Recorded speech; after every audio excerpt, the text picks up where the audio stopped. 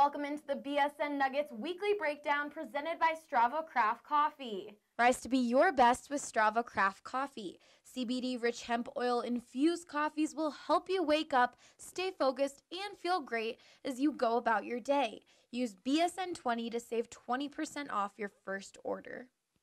Allie Monroy here with BSN Nuggets beat writer Harrison Wind. The Nuggets are back home after wrapping up a 2-4 road trip. What are your biggest takeaways from those 6 games?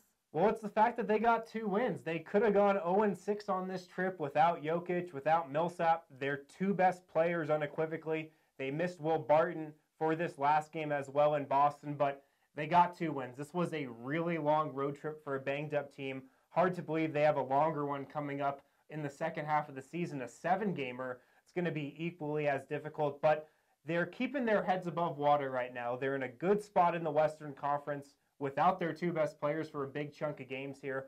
They got the 2 wins over the Magic and over the Pistons most recently. So the biggest thing now is they're almost through this injury bug. Paul Millsap's going to be out for a while, but they could get Jokic back soon. Things are still in the right direction right now. Well, speaking of Jokic, Denver has needed guys to step up in his absence. Who has taken that step? The 2 guys you can really look at are Jamal Murray and Gary Harris, the Nuggets backcourt for what could be, the next 10, 15 years.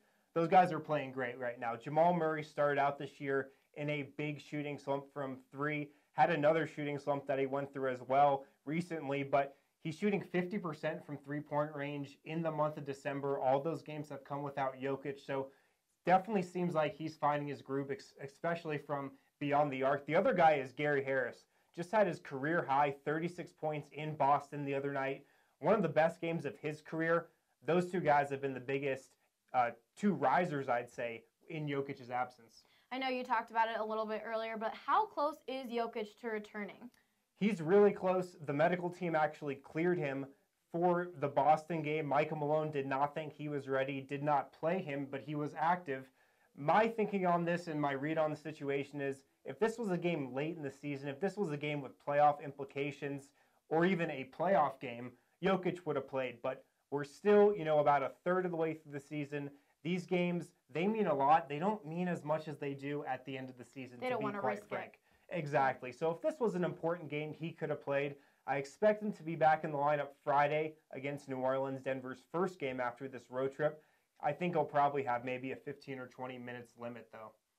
The Nuggets take on the New Orleans Pelicans Friday night and then travel to Oklahoma City to take on the Thunder Monday night. Be sure to catch all of our coverage on bsnnuggets.com. For Harrison Wind, I'm Allie Monroy, BSN Denver.